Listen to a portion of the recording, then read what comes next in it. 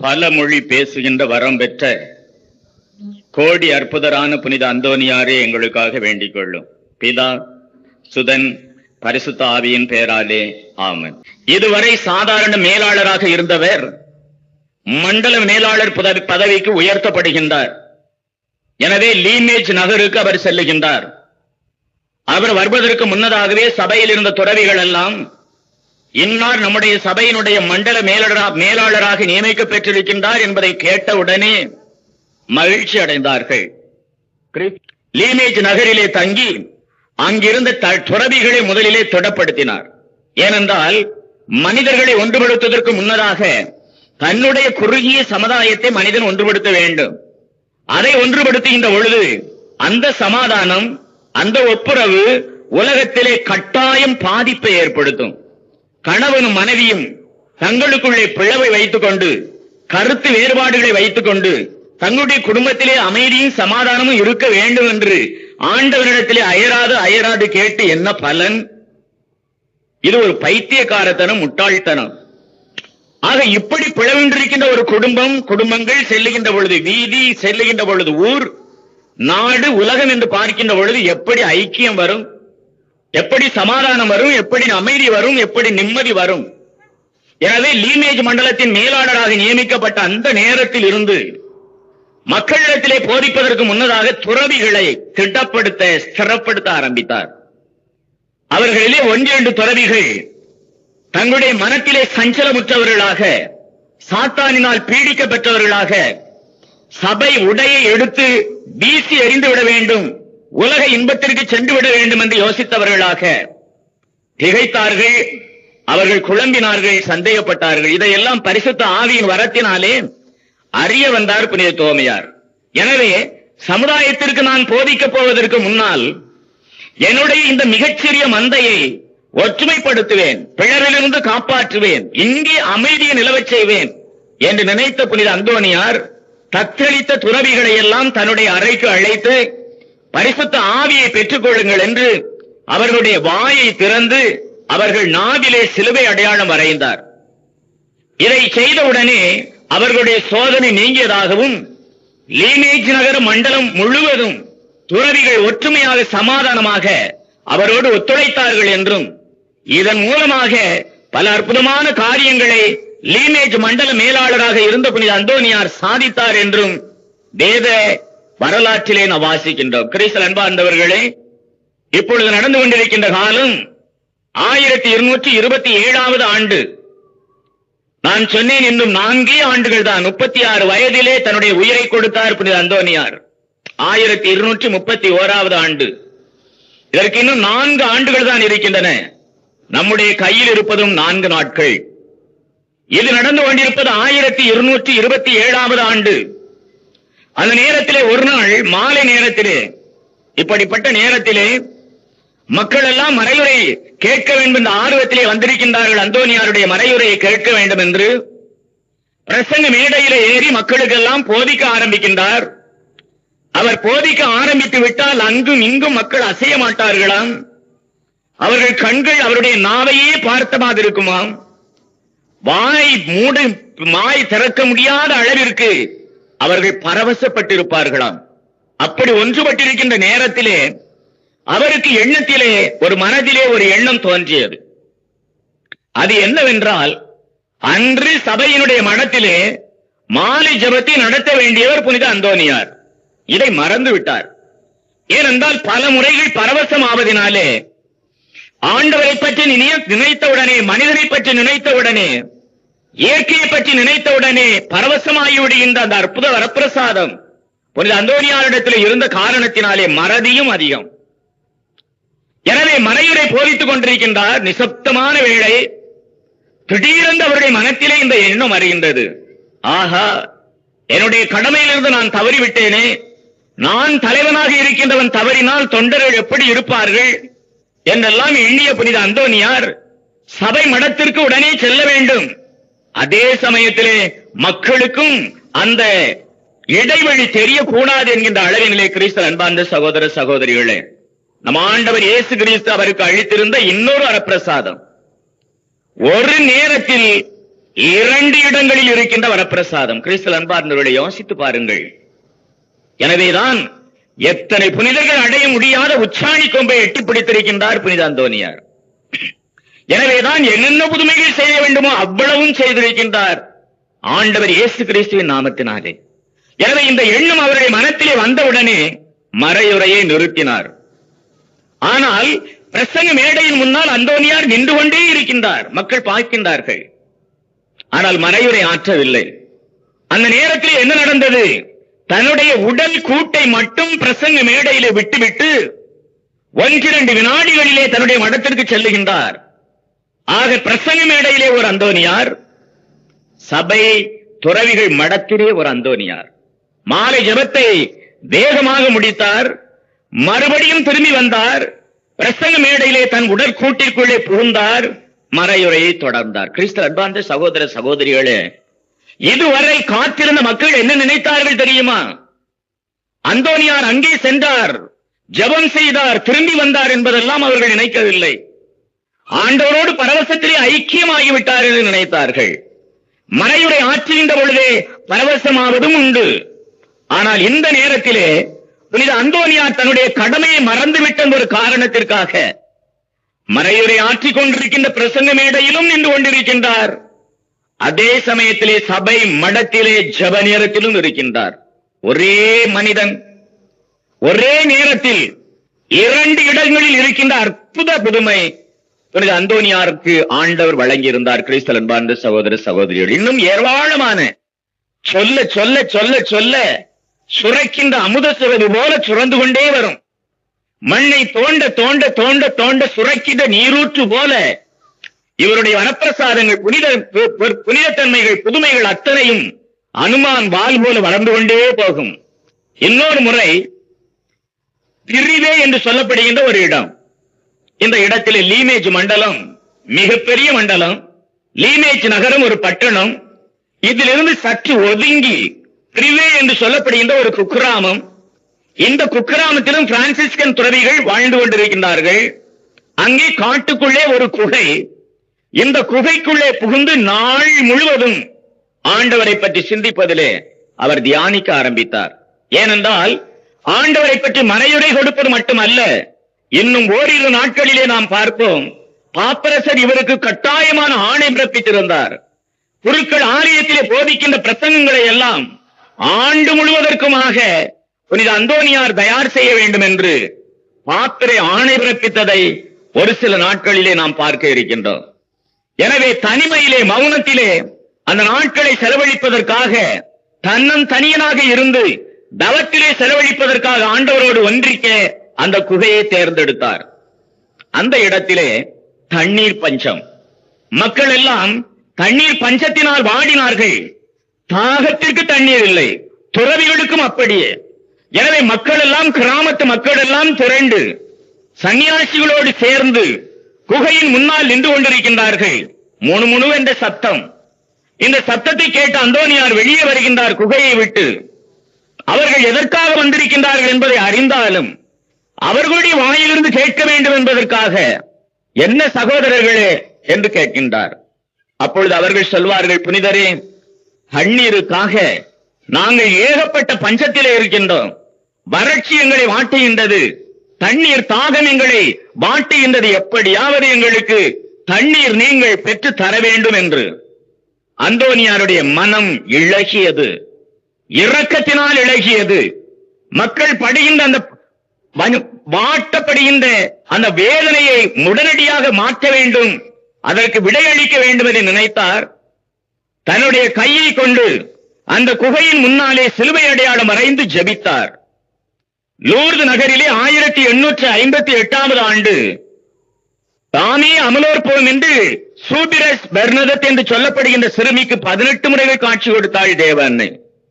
தேவன்னையினுடைய அற்புதத்தை சொன்னால் அது நாட்கணக்கிலே நீண்டு கொண்டு செல்லும். எனவே லூர்து நகரிலே, பிரான்ஸ் தேசத்திலே ஏற்கனவே அற்புத நீரூற்று குகை ஒன்று உண்டு. ஏனென்றால் பெர்னதத் சூபிரஸ் இடத்திலே தேவன்னை கட்டளை கொடுத்தாள், பெர்னதத், அதோ அந்த இடத்திற்கு செல், அதை மண்ணை தோண்டி கிளறு, நீரூற்று வரும், அதை எடுத்து சாப்பிடு என்று சொன்னாள். இவள் சென்றாள், மண்ணை எடுத்தாள், சேரும் சகதியுமான தண்ணீர் குடிப்பதற்கு அரோசிகமாக இருக்கிறது பார்ப்பதற்கு. எனவே தயங்கினாள். ஆனால் தேவ அன்னை அந்த மசபியல் குகையில் இருந்து ஆணையிடுகின்றாள், பெர்னதெத், சேரும் சகதியுமாக இருக்கின்றது என்று நீ அரோசிக்கப்பட வேண்டாம், எடுத்து குடி என்று ஆணையிடுகின்றாள் கபியில் இருந்து. லூர்து நகரிலே மசபியல் குகையிலே அந்த காட்சியானது நடந்து கொண்டிருக்கின்றது. பெர்னதெத் சூபிர சேரும் சகதியுமான ரோசிகமாக தன்னுடைய மனத்திற்கு காட்சி கொடுத்த அந்த தண்ணீரை எடுத்து குடிக்கின்றாள். அற்புதமான தண்ணீர். அவள் குடிக்க ஆரம்பித்த அந்த நேரத்திலேயே அதிலிருந்து ஒரு சுனை புறப்பட்டு ஆறாக ஓட ஆரம்பிச்சு. கிறிஸ்தல் அன்பார்ந்த சகோதர சகோதரிகளே, இன்றும் நீங்கள் பிரான்ஸ் தேசத்திலே லூர்து நகரிலே இந்த மசபியல் குகைக்கு சென்றால் ஒவ்வொரு நாளும் லட்சக்கணக்கிலே பக்தர்கள் கூடுகின்றார்கள்.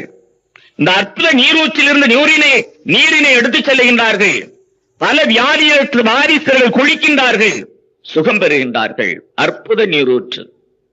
வரைந்தார் சிலுவை அடையாளம் தன்னுடைய குகையின் முன்னால் மக்களுடைய குரலை கேட்டு மக்களுடைய தாகத்தை தணிக்க வேண்டும் என்பதற்காக சில்லென பாய்ந்தது, நீரூற்று எடுத்தது, ஆறாக ஓடியது. கிறிஸ்தல் அன்பார்ந்த சகோதர சகோதரிகளே, மக்களுடைய தண்ணீர் பஞ்சம் நீங்கியது. துறவிகளும் மக்களும் நிம்மதி அடைந்தார்கள். ஒரு நாள் மறையுரை ஆற்றிக் கொண்டிருக்கின்றார். இந்த மறையுரையை கேட்க வேண்டும் என்பதற்காக ஒரு பெண், அந்த பெண்ணினுடைய கணவன் ஒரு குடிகாரன், வேலைக்கு சென்றிருந்தான். வேலைக்கு சென்றிருந்த அந்த நேரத்திலேயே அந்தோனியாருடைய மறையுரை கேட்டுவிட்டு வந்துவிட வேண்டும், தன்னுடைய கணவன் வேலையை விட்டு வந்துவிடும் முன்னால் என்ற அவசரத்திலே தன்னுடைய குழந்தையை தொட்டிலே போட்டுவிட்டு அந்தோனியாருடைய மறையுரையை கேட்க ஓடி வருகின்றாள். மறையுரையை கேட்டு முடித்த உடனே ஓடோடி செல்லுகின்றாள் தன்னுடைய வீட்டிற்கு. 1, குழந்தையை பாதுகாக்க வேண்டும். 2, கணவனுடைய கண்களில் இருந்து தப்ப வேண்டும். எனவே அந்தோனியாருடைய பிரசங்கத்தை கேட்டுவிட்டு வேகமாக ஓடினாள் தன்னுடைய வீட்டிற்கு. தூங்குகின்ற அந்த தொட்டிலை திறந்து பார்த்தாள். கிறிஸ்தல் அன்பார்ந்த சகோதர சகோதரிகளே, அந்த குழந்தை செத்து கிடந்தது. அழுது கண்கள் வீங்கி, எடுப்பதற்கு ஆள் இல்லாமல், பாலூட்ட அமிர்தமூட்ட ஆள் இல்லாமல், தாலாட்ட ஆள் இல்லாமல், தாய் அங்கு இல்லாததினாலே அழுது கரைந்து அந்த குழந்தை செத்தே போயிற்று.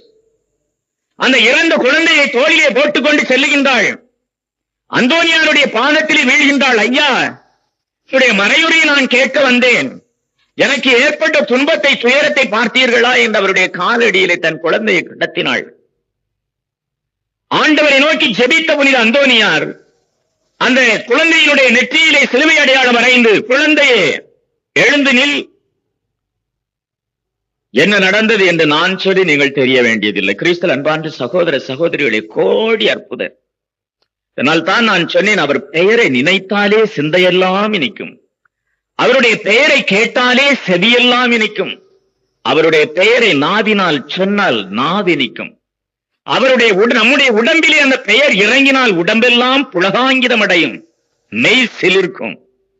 எனவே அந்த குழந்தையானது எழுந்து நிற்கின்றது. குழந்தையை பெற்ற தாய் எப்படி மகிழ்ச்சி அடைந்திருப்பாள் என்று நான் சொல்ல வேண்டியதில்லை. அவ்வளவு ஆனந்தப்பட்டு ஆனந்தத்தோடு தன்னுடைய வீட்டிற்கு ஓடி செல்லுகின்றாள். புனிதருடைய வியப்பை, புனிதருடைய புதுமையை புகழ்ந்து கொண்டே.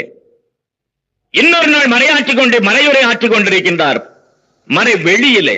ஏனென்றால் ஆலயத்தை மறையுரை ஆற்ற கூட்டம், அதிகமான கூட்டம், மக்கள் அதிகமாக இருந்ததினாலே ஆலயத்திலே மறையுரை ஆற்ற முடியவில்லை. நெருக்கம், கூட்ட நெரிசல். எனவே இதிலிருந்து மக்கள் காற்றோட்டமாக இருந்து அந்த மறையுரை கேட்க வேண்டும் என்பதற்காக சமவெளி பிரதேசத்திலே நின்று போதிக்க ஆரம்பித்தார். மக்கள் எல்லாம் கூடினார்கள்.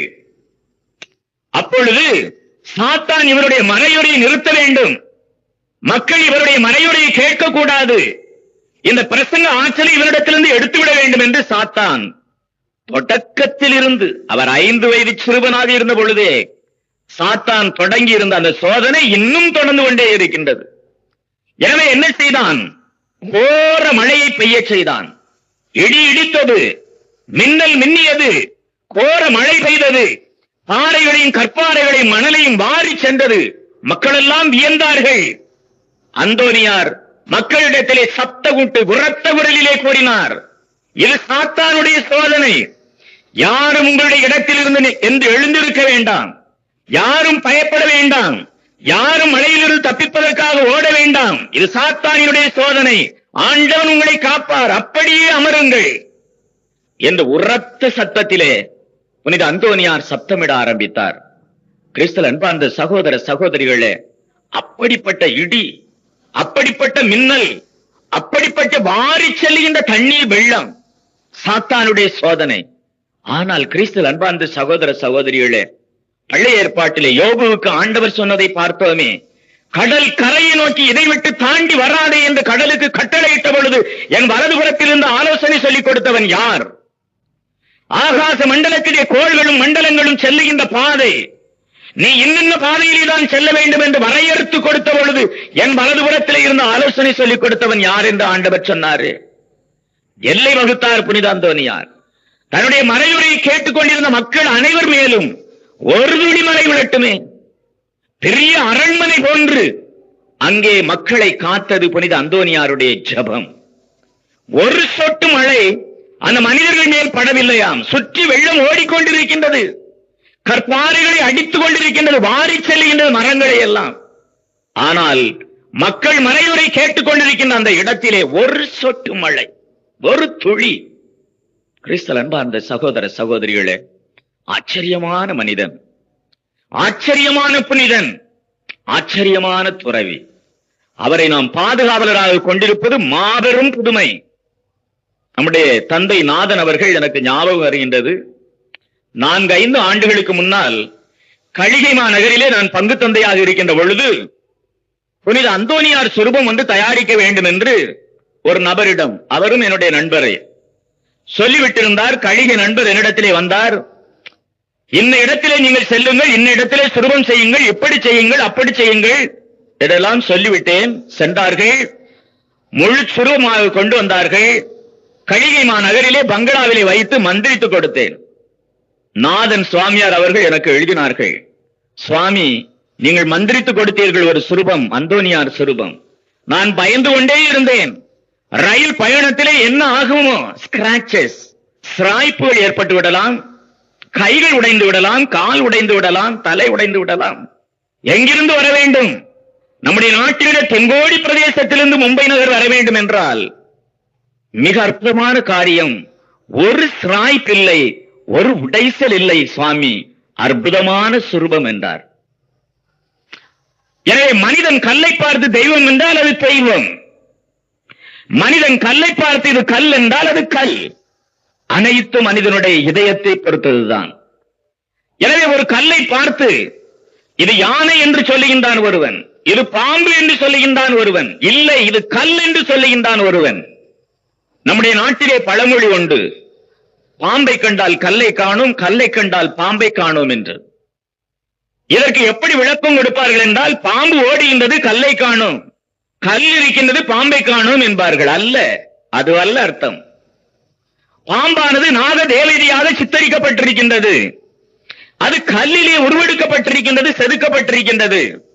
ஒரு பக்தன், இந்து பக்தன் அந்த இடத்திலே சென்றான் என்றால் அது நாக தேவதை.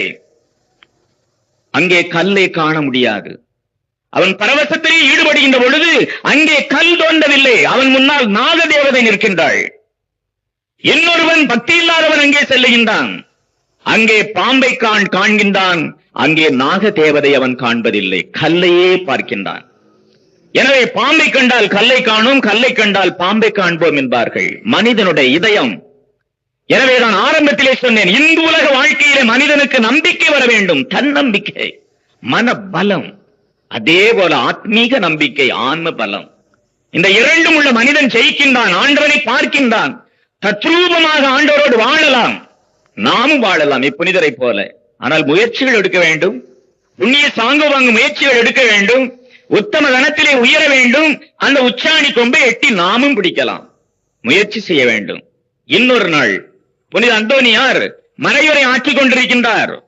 இதே போல ஒரு குடியார கணவனுடைய மனைவி தன்னுடைய குழந்தையை வீட்டிலே விட்டுவிட்டு கணவன் வருவதற்கு முன்னால் நாம் வந்துவிட வேண்டும் மறையுரை கேட்டு என்று மறையுரை கேட்க ஓடுகின்றாள். ஆனால் என்ன தவறு செய்து விட்டாள் என்றால், குழந்தை தவழ்ந்து ஓடுகின்றது, நடந்து கொண்டிருக்கின்ற பருவம், பழகுகின்றது. நடக்கும், விழும், நுழும், எழும், இப்படியான பருவம் அந்த குழந்தையினுடைய பருவம். அந்தோனியாரை நினைத்தால் தான் சிந்தையெல்லாம் இனித்து விடுமே, மற்றவையெல்லாம் மறந்துவிட்டு பரவசமாகி விடுவாளே. இந்த குழந்தையை குளிப்பாட்டுவதற்காக வெந்நீர் போட்டிருக்கின்றார் ஒரு கொப்பரை. அங்கும் தீ எரிந்து கொண்டிருக்கின்றது. குழந்தையை மறந்தாள், வெந்நீர் கொப்பரையை மறந்தாள். அந்தோனியார் ஒருவரே இவருடைய மனத்திலே, அந்தோனியாருடைய சிந்தை ஒன்றே அவருடைய உள்ளத்திலே, அவருடைய மறையுரை ஒன்றே அவருடைய காதுகளில் ஒதித்துக் கொண்டிருக்க, அந்தோனியாரிடத்திலே மறையுரை கேட்டாள். ஓடோடி வந்தாள் தன்னுடைய வீட்டிற்கு. என்ன பரிதாபம் கிறிஸ்துவில் அன்பார்ந்த சகோதர சகோதரிகளே! அந்த அண்டாவிலே, கொப்பரை, கொதி நீரிலே அந்த குழந்தை விழுந்து செத்து வெந்து போயிருந்தது. ஓடோடினாள் தன்னுடைய தூயவரிடத்திலே, ஐயா, உங்களுடைய மறைவுரையை கேட்க நான் வந்ததினால் வந்த பலனை பார்த்தீர்களா? என்ன சோதனை, என்ன வேதனை! குடிகார கணவன், குழந்தை இறந்த வேதனை ஒரு புறம், குடிகார கணவன் என்னை கொன்று விடுவானே என்கின்ற பயம் இன்னொரு புறம். எனக்கு வழி சொல்லுங்கள் என்று கேட்கின்றாள் அந்த பக்தை. அப்பொழுது அவர் சொல்லுகின்றார், பெண்ணே, நீ வீட்டிற்கு செல், நம்பிக்கையுடன் செல். உன்னுடைய குழந்தை அந்த கொதி அண்டாவிலே விளையாடி கொண்டிருக்கின்றது, செல் என்று சொல்லுகின்றார். கிறிஸ்துவில் அன்பார்ந்த சகோதர சகோதரிகளே, மெய்யெல்லாம் சிலிர்க்கின்றது. அந்த குழந்தை ஓடோடி சென்றாள், அந்த பெண் ஓடோடி சென்றாள் தன்னுடைய வீட்டிற்கு. அந்த வெந்நீர் கொப்பரையை பார்க்கின்றாள். கிறிஸ்துவில் அன்பார்ந்த சகோதர சகோதரிகளே, ஒரு சில மணித்துளிகளுக்கு முன்னால் வெந்நீரிலே செத்து வெந்து போயிருந்த குழந்தை அந்த வெந்நீருக்குள்ளேயே நீச்சல் அடித்து விளையாடி கொண்டிருக்கின்றது. தன்னுடைய கையினால் அந்த வெந்நீர் கொப்பரையிலே தன் விரலை, சுட்டு விரலை விடுகின்றாள். அவ்வளவு உஷ்ணம் அந்த நீரினிலே. அப்படிப்பட்ட வெந்நீரிலே, குளிர்ந்த நீரிலே விளையாடுவது போல அந்த குழந்தை வெந்நீரில் விளையாடி கொண்டிருக்கின்றது. எண்ணற்ற புதுமைகள், எண்ணற்ற புதுமைகள், எண்ணற்ற புதுமைகள். எந்த புனிதரும் செய்யாத புதுமைகளை எல்லாம் இவருடைய வாழ்க்கை வரலாற்றிலே கிறிஸ்துவில் அன்பார்ந்த சகோதர சகோதரிகளே, அவர் வாழ்ந்தது 13ஆம் நூற்றாண்டு, நாம் இருப்பது 21வது நூற்றாண்டு. இன்றும் நாம் இந்த சிந்தனையோடு அவரை நினைக்கின்றோம் என்றால், உலகம் எந்த திசைக்கும் செல்லுங்கள், எந்த புனிதருக்கும் இல்லாத வரவேற்பு இவருக்கு உண்டு. தேவதாய், கைத்தாரை சூசியப்பர், கோடி அற்புதர் புனித அந்தோனியார் எல்லோரையும் மிஞ்சி விட்டார். என்னென்றால் இறைவனோடு ஐக்கியமான ஒரு புனிதர். இன்னொரு முறை பிரசங்கித்துக் கொண்டிருக்கின்றார். சாத்தான் என்ன செய்தான் தெரியுமா? இந்த முறை எப்படியாவது வென்றுவிட வேண்டும் என்று ஒரு பிரசங்க மேடை தயார் செய்யப்பட்டிருக்கின்றது. உயரமான மேடை. அந்த மேடையிலே மக்களும் இருக்கின்றார்கள், கீழே மக்கள் இருக்கின்றார்கள். இந்த மேடையிலே ஏறி, பிரசங்க மேடையிலே ஏறி மறையுரை ஆற்றிக் கொண்டிருக்கின்றார் புனித அந்தோனியார். மெய்மறந்து கேட்டுக் கொண்டிருக்கின்றார்கள் மக்கள். அந்த நேரத்திலே சாத்தான் மிக வேகமாக அந்த மேடையின் மேல் பாய்ந்தான். அப்பொழுது புனித அந்தோனியார் சொன்னார், தேயினுடைய விளையாட்டு ஆரம்பித்து விட்டது, இந்த மேடையானது இடிந்து கீழே விழும். ஆனால் நீங்கள் யாரும் அஞ்ச வேண்டாம், யாரும் பயப்பட வேண்டாம். இனிமே உங்களுக்கும் எனக்கும் எந்த ஆபத்தும் நேர முடியாது. தைரியமாக இருங்கள், நம்பிக்கையோடு இருங்கள் என்று கிறிஸ்துவில் அன்பார்ந்த சகோதர சகோதரிகளே புனித அந்தோனியார் எச்சரித்தார். மிக வேகமாக அந்த பிரசங்க மேடையிலே மோதினான் சாத்தான். பிலுபிலுவென்று பெத்து விழுந்தது அந்த மேடை. அந்தோனியாருக்கோ, அந்த மேடையில் இருந்தவர்களுக்கோ, மேடையை சுற்றி இருந்த மக்களுக்கோ கிறிஸ்துவில் அன்பார்ந்த சகோதர சகோதரிகளே ஒரு காயம் கூட இருக்க வேண்டுமே? இல்லை.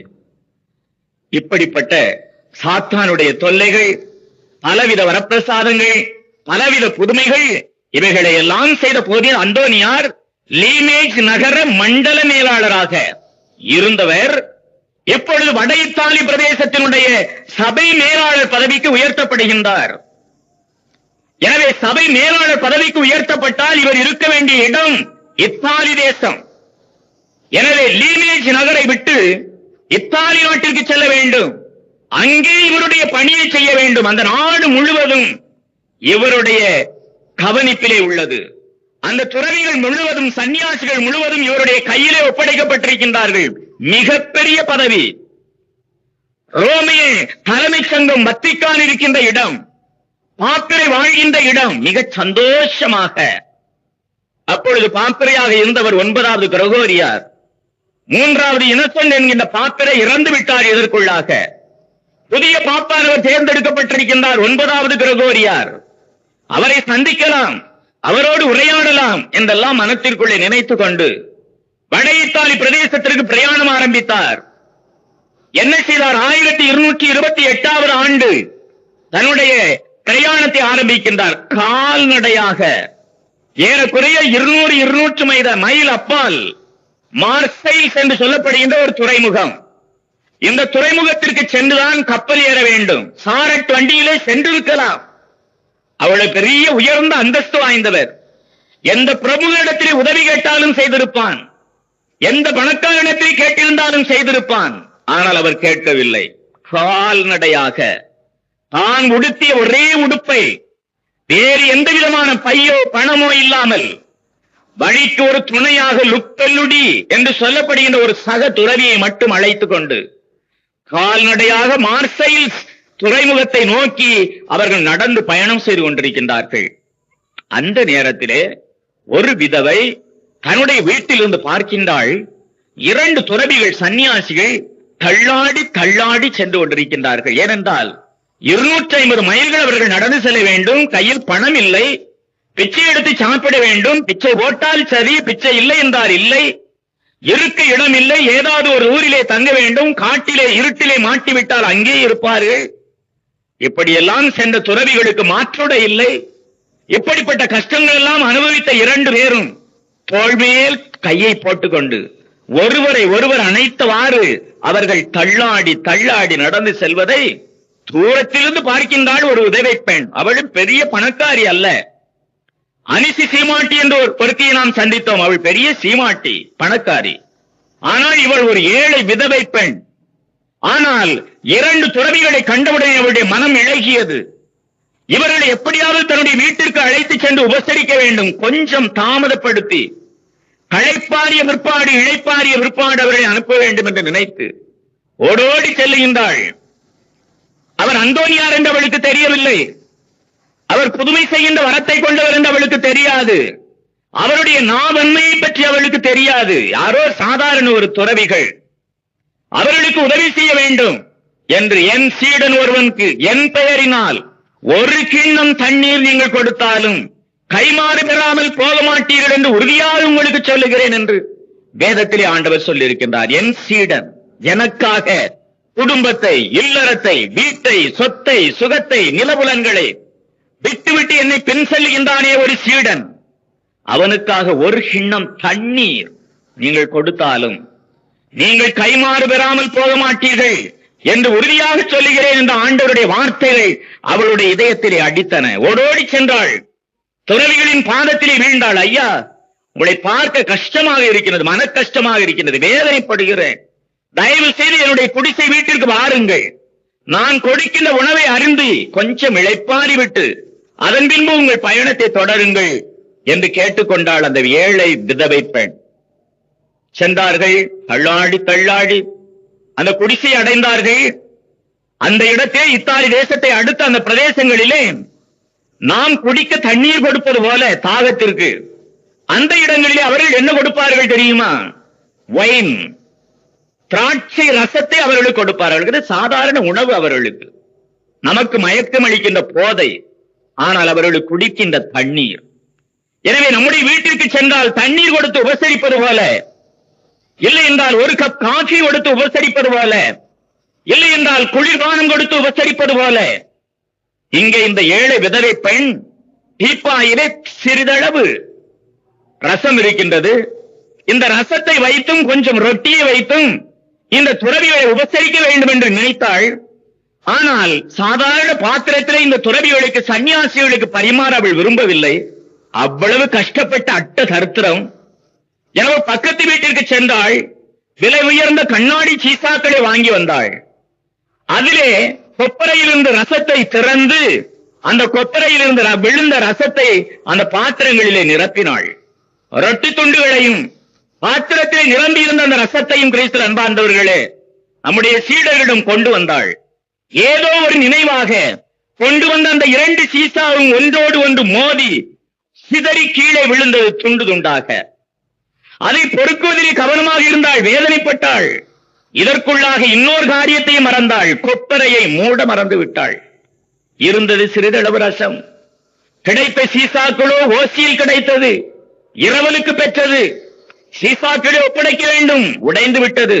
திரும்பி பார்க்கின்றாள், அந்த கொப்பரை மூடப்படாததினாலே அத்தனை ரசமும் கீழே விழுந்து. கிறிஸ்துவில் அன்பார்ந்த சகோதர சகோதரிகளே, அவளுடைய முகத்தை பார்க்க வேண்டுமே, எப்படி இருக்கும் என்று சற்று ரூபீகரித்து பாருங்கள். 2 சன்னியாசிகள் வந்திருக்கின்றார்கள். ஏழை விதவை பெண் குடிசை, இருக்கின்றது சிறிதளவு ரசம், வாங்கியது இரவல் சீசாக்கள் பாத்திரங்கள். அந்த ரசமும் ஒழிந்தது, இரவல் பாத்திரமும் உடைந்து விட்டது என்றால் அந்த பெண்ணினுடைய முகம் எப்படி மாறியிருக்கும்? கிறிஸ்துவில் அன்பார்ந்தவர்களே, புனித அந்தோனியார் அந்த ஏழை பெண்ணினுடைய விதவையினுடைய தர்ம சங்கடமான நிலையை உணர்ந்தார். பெண்ணே, அஞ்ச வேண்டாம் என்றார். அது மட்டுமல்ல, உடைந்த கண்ணாடி துண்டுகளை ஆரம்பத்திலே நாம் பார்த்தோம். உடைந்த குடம், சில்லு சில்லாக உடைந்த குடத்தை சிலுவை அடையாளம் மறைந்து குடமாக மாற்றி ஒரு சிறுமியிடத்திலே கொடுத்தார் என்று ஆரம்ப நாளிலே நாம் பார்த்தோம். அதை போல உடைந்த கண்ணாடி சீசாக்களை துண்டு துண்டாக எடுத்து பொறுக்கி சிலுவை அடையாளம் மறைந்து கிறிஸ்துவில் அன்பார்ந்தவர்களே அந்த விதவையிடம் கொடுக்க, அந்த விதவை அடைந்த சந்தோஷத்திற்கு எல்லை உண்டோ? திரும்பி பார்க்கின்றாள், அந்த கொப்பரை திறந்த வண்ணமாகவே இருக்கின்றது. திறந்த கொப்பரை எப்படி இருக்க வேண்டும்? இருக்கின்ற ரசம் எல்லாம் கீழே விழுந்திருக்க வேண்டும், வீணாக இருக்க வேண்டும். ஆனால் அந்த திறக்கின்ற திறப்பான் திறந்தே இருக்க, அந்த இருந்த ரசம் மட்டுமல்ல, அந்த கொப்பரை முழுவதும், பீப்பாய் முழுவதும் ரசம் நிரம்பி இருந்தது. ஒரு துளி ரசம் கீழே சிந்தவில்லை. நாம் பார்க்கின்றோமே, எலியாசனுடைய வரலாற்றிலே 3 ஆண்டுகள் 6 மாதங்கள் 42 மாதங்கள் பஞ்சம் நிலவிய பொழுது சரப்தா என்கின்ற ஊரிலே ஒரு ஏழை பெண் சிறிது ரொட்டி சுட்டுக் கொடுத்தாள் எலியாசுக்கு. பஞ்சம் என்றால் பஞ்சம், அப்படி பஞ்சம். இந்த ரொட்டி தான் கடைசி ரொட்டி, இனிமேல் நானும் என் மகனும் சாக வேண்டும் என்று சொல்லுகின்றாள் பெண், விதவை பெண். அப்பொழுது எலியாஸ் என்ன செய்தார்? பயப்படாத பெண்ணே, சிறிது ரொட்டி துண்டு மட்டும் எனக்கு சுட்டுத்தார், அதன் பின்பு உன் குழந்தையும் நீயும் சம்ரட்சித்துக் கொள்ளலாம். சொட்டு கொடுத்தாள். என்ன ஆச்சரியம் கிறிஸ்துவில் அன்பார்ந்தவர்களே! வேதத்தை நீங்கள் வாசித்திருந்தால் தெரியும், அன்றிலிருந்து அவளுடைய பாத்திரத்திலே மாவும் குறைந்ததில்லை, அவளுடைய கலயத்திலே எண்ணெயும் குறைந்ததில்லை.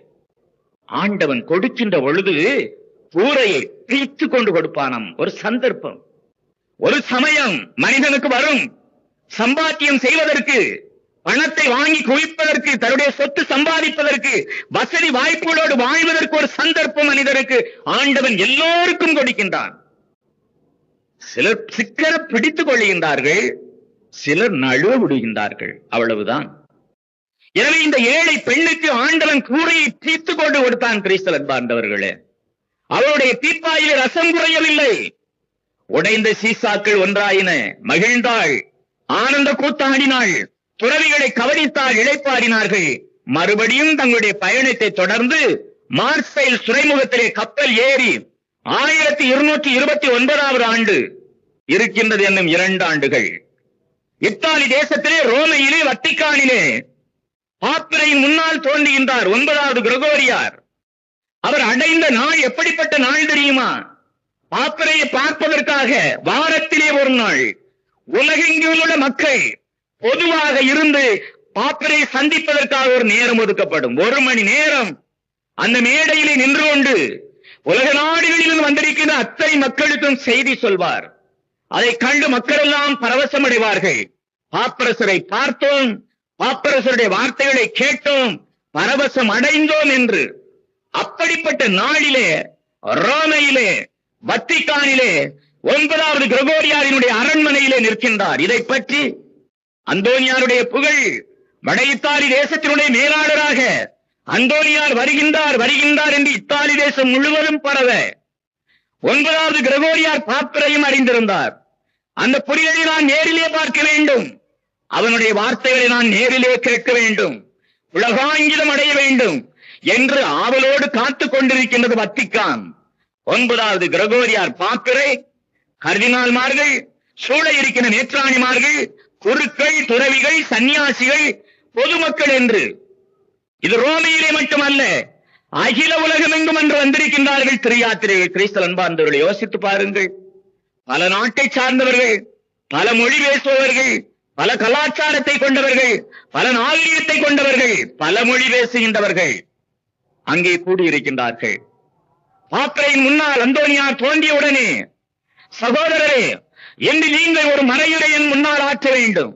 வழக்கமாக நான் மக்களுக்கு செய்தி கொடுப்பேன், இன்று நீங்கள் செய்தி கொடுங்கள், நான் கேட்பேன். அகில உலகம் எங்கும் மக்கள் வந்திருக்கின்றார்கள் என்று என்னை தரிசனமாக்க காண, இன்று நான் கொடுக்கின்ற செய்தியை நீங்கள் கொடுங்கள் என்று கிறிஸ்தல். அன்பார்ந்த சகோதர சகோதரிகளே, என்ன மகிமை, என்ன மாட்சிமை, என்ன மகத்துவம்! ஒரு சாதாரண குரு, பிரான்சிஸ்கன் சபை துறவி குரு, இவருக்கு பாப்பரசர் கொடுக்கின்ற மதிப்பை பாருங்கள், மேலே மரியாதையை பாருங்கள், மகத்துவத்தை பாருங்கள். இவர் வாழ்ந்த வாழ்க்கை அப்படி. பிரசங்க மேடையிலே சிம்மாசனத்திலே அமர்ந்திருக்கின்றார் 9வது கிரகோரியார் பாப்பிரை.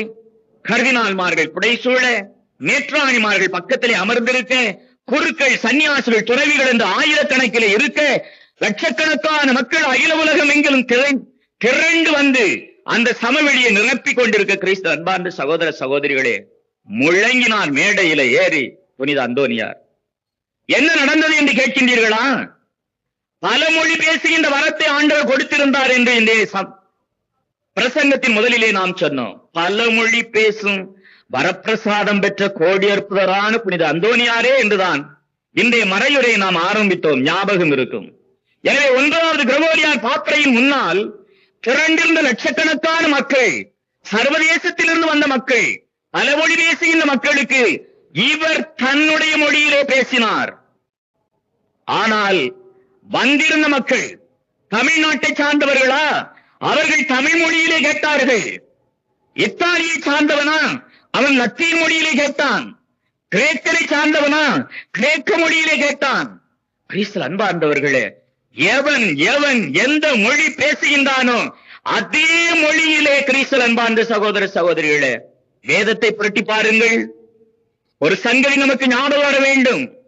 பெந்தெக்கோஸ்தே திருவிழாவன்று ராயப்பர் தொடங்கி 12 அப்போஸ்தலர்களும் எருசலேம் தேவாலயத்தின் முன்னாலே கூடி பிரசங்கித்தார்கள். ஆண்டவருடைய பரிசுத்த ஆவியை பெற்ற பிற்பாடு பலம் பெற்றார்கள், திடம் பெற்றார்கள், ஆண்டவரை பற்றி போதித்தார்கள். ஆலயத்தின் முன்னாலே நடந்தது என்ன? அந்த பெந்தெக்கோஸ்தே திருவிழாவிற்கு உலகமெங்குமிருந்து யூதர்கள் வந்திருந்தார்கள். சகல மொழி பேசுகின்றவர்கள் அத்தனை பேரும் தங்கள் தங்கள் மொழியிலே கேட்டார்கள்.